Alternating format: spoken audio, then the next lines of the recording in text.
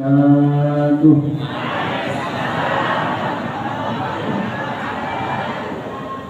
Alhamdulillah wassalatu wassalamu ala Rasulillah Sayyidina Muhammad ibn Abdullah wa ala alihi wa sahbihi wa man wala.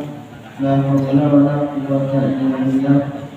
Subhanaka la ilma lana illa ma 'allamtana innaka antal alimul hakim. Rabbi shrah li sadri wa yassir li amri wahlul 'uqdatam min lisani yafqahu qawli bi jahri nabi wa ali amma ba'd. Yang sama-sama kita hormati dan Allah muliakan segenap alim ulama, para dzurriyyah Rasulullah sallallahu alaihi wasallam, begitu juga kepada segenap aparatur pemerintahan yang hadir bersama kita selaku Wakil Bupati Mempawah Bapak Haji Juli Suryadi, begitu juga yang hadir bersama kita Ketua Basnas yaitu Al-Ustaz Kiai Haji Marzuki Kadri, dan para asatidzah yang tidak dapat kami sebutkan satu demi satu, namun tanpa mengurangi rasa hormat kami kepada beliau. Kita doakan mudah-mudahan beliau semuanya dipanjangkan umurnya oleh Allah Subhanahu wa taala, dimudahkan segala urusannya oleh Allah Subhanahu wa taala, dan mudah-mudahan kita yang hadir pada hari ini mendapatkan keberkahan. Amin ya rabbal alamin.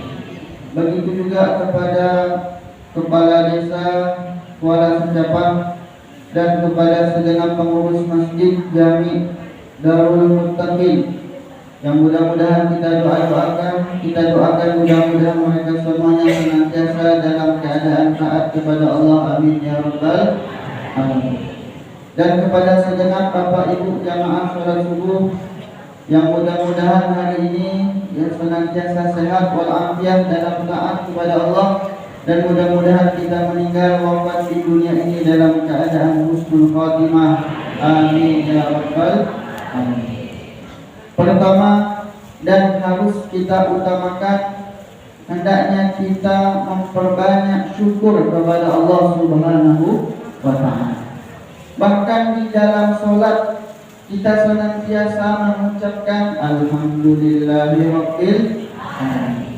Jika tidak kita sebutkan Alhamdulillahirabbil alamin, maka sholat yang kita lakukan tidak sah, karena di antara rukun sholat ada namanya rukun qauli. Ya, rukun qauli itu di antaranya takbiratul ihram, kemudian membaca surah Al-Fatihah, dan di dalam surah Al-Fatihah kita senantiasa mengucapkan Alhamdulillahirabbil alamin.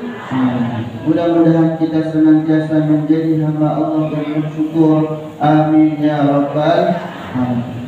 Kedua kalinya salawat dan salam tak boleh kita lupakan, hendaknya sama-sama kita ucapkan Allahumma salli wa sallim ala sayyidina Muhammadin sahibil bushra salatan tubashiruna biha wa ahlana wa ahlakana wa jami'a masyayikhina wa mu'allimina wa talabatana wa talibatina min yawmina hadha ila yaumil akhirah. Bapak Ibu, semakin banyak kita bersolawat kepada Nabi Muhammad, insya Allah kita akan mendapatkan syafaat dari beliau sallallahu alaihi wasallam. Bapak Ibu jamaah salat subuh yang dirahmati Allah Subhanahu wa taala, karena melihat hari sudah mulai mau terang, maka akan saya singkat ya pembahasan pada hari ini. Masyaallah hadirin jamaah salat subuh rahimakumullah. Di dalam kitab namanya Al-Fusul Al-Ilmiyah halaman 131, Imam Syafi'i beliau pernah mengatakan ad-dunya sa'ah faj'alha ta'ah. Yang namanya hidup di dunia ini Bapak Ibu tidak lama. Ada yang 60 tahun, kemudian sudah meninggal dunia. Ada yang 70 tahun, 80 tahun. Intinya umur di dunia terbatas. Faja'al mato'ah, maka jadikan waktu yang singkat ini, kata Imam Syafi'i, kita isi dengan melakukan ketaatan kepada Allah Subhanahu wa ta'ala. Maka salah satu ketaatan yang harus kita perhatikan, baik untuk diri kita, keluarga kita, anak cucu keturunan kita, yang mana ketaatan inilah yang akan pertama kali Allah tanyakan pada hari kiamat, dan Allah mintai pertanggungjawaban pada hari kiamat, yaitu perkara salat. Sebagaimana disebutkan oleh sahabat Nabi yang bernama Sayyidina Anas bin Malik, beliau mengatakan bahwasanya awwalu ma yuhasabu bihil abdu yaumal qiyamati as-shalah. Yang pertama kali yang akan dihisab pada hari kiamat adalah salatnya seorang hamba. Maka disebutkan oleh para ulama bahwasanya di antaranya Al-Imam Al-Ghazali di dalam kitabnya Ihya Ulumuddin halaman 173 disebutkan di situ bahwasanya Nabi Muhammad, beliau pernah berpesan kepada sahabatnya, kata Nabi Muhammad, ya Abu Hurairah, wahai sahabatku Abu Hurairah, mur ahlaka bis shalah, perintahkan keluargamu untuk menjaga sholat. Fa inna Allaha ya'tika birizqi min haitsu la tahtasib, karena sesungguhnya Allah Subhanahu wa ta'ala akan mendatangkan kepada engkau rezeki dari arah yang tidak disangka-sangka, dengan jalan yang tidak diduga-duga, yaitu dengan menjaga sholat. Apa bu? Menjaga sholat. Makanya disebutkan oleh Al-Habib Abdullah Al-Haddad di dalam kitab An-Nasaihud Diniyah, kata beliau, di antara caranya kita menjaga sholat, cara kita mendirikan sholat, yang terbaik adalah al-mudawamatu wal wadhabatu ala fi'liha fil jamaah, yaitu mengerjakan sholat secara kontinu, terus menerus, istiqomah dalam keadaan berjamaah. Alhamdulillah kita pada hari ini telah melaksanakan sholat subuh berjamaah. Dan mudah-mudahan sampai kita wafat, kita istiqomah melaksanakan sholat 5 waktu secara berjamaah. Bahkan disebutkan oleh Al-Habib Abdullah Al-Haddad, beliau pernah menceritakan di dalam kitabnya, ada di zaman Nabi Muhammad salah seorang sahabat Nabi yang bernama Abdullah bin Ummi Maktum Al-A'ma. Beliau dinamakan Al-A'ma karena beliau tidak dapat melihat, alias buta. Suatu ketika beliau ini juga termasuk salah satu sahabat muadzin yang sering azan pada zaman Rasulullah SAW. Sahabat ini pernah datang kepada Nabi Muhammad minta izin, ya Rasulullah, saya ingin izin. Saya ini ingin izin supaya boleh tidak sholat berjamaah di masjid, dengan 4 alasan. Alasan pertama, kata beliau, karena tidak menemukan orang yang mau menuntunnya ke masjid. Alasan yang kedua, karena jalannya itu aksesnya banyak lubang. Alasan yang ketiga, karena di pertengahan jalan akan banyak ditemukan hewan buas dan hewan berbisa. Alasan yang keempat, karena jarak dari rumah ke masjid sangatlah jauh. 4 alasan ini diterima oleh Nabi Shallallahu Alaihi Wasallam.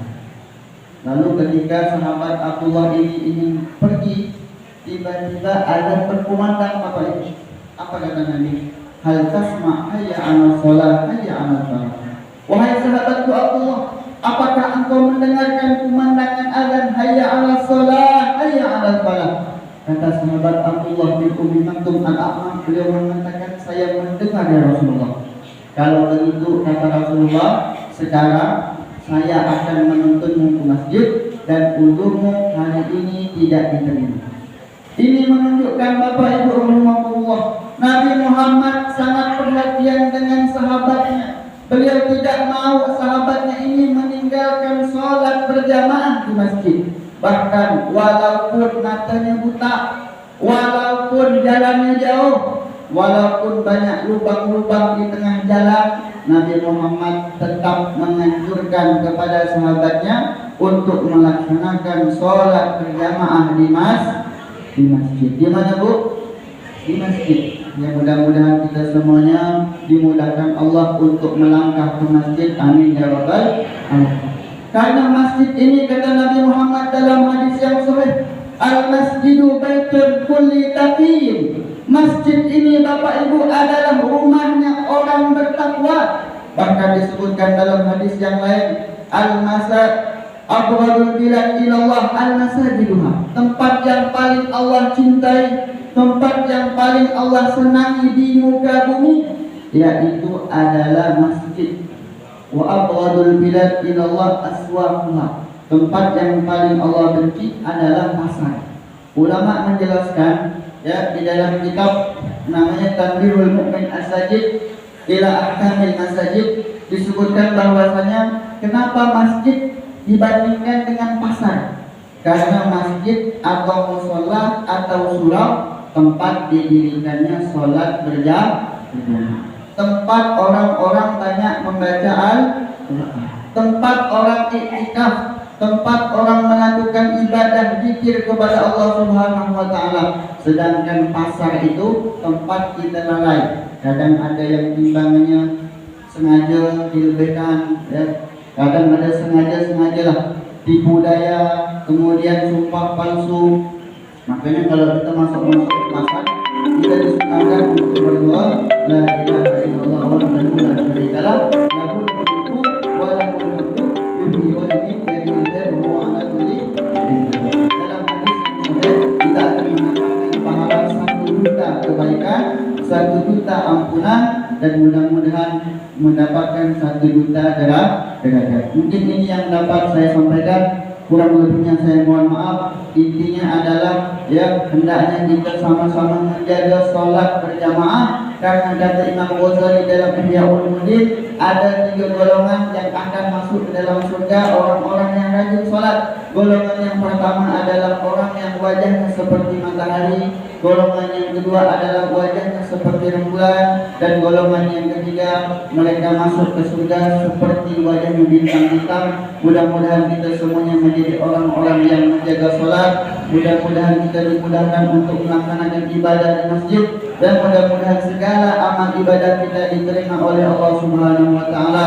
Amin ya rabbal alamin. Tutup dengan doa a'udzubillahi minasyaitonirrajim. Bismillahirrahmanirrahim. Allahumma shalli wa sallim ala sayyidina Muhammad wa ala ali sayyidina Muhammad. Rabbi ij'alna muqimas shalah wa min dzurriyyatina rabbana wa taqabbal du'a. Rabbi ij'alna muqimas shalah wa min dzurriyyatina rabbana wa taqabbal du'a. Rabbi ij'alna muqimas shalah wa min dzurriyyatina rabbana wa taqabbal du'a. Allahumma ihtim lana min husnil khatimah wa la tahtim alaina min su'il khatimah. Allahumma a'tina yawmal qiyamah syafa'an nabiyika Muhammad sallallahu alaihi wasallam. Rabbana atina fid dunya hasanah wa fil akhirati hasanah wa qina adzabannar. Wa sallallahu ala sayyidina Muhammadin nabiyil ummi wa ala alihi wa sahbihi wa baraka wasallam. Walhamdulillahi rabbil alamin. Kurang lebihnya mohon maaf. Wassalamualaikum warahmatullahi wabarakatuh.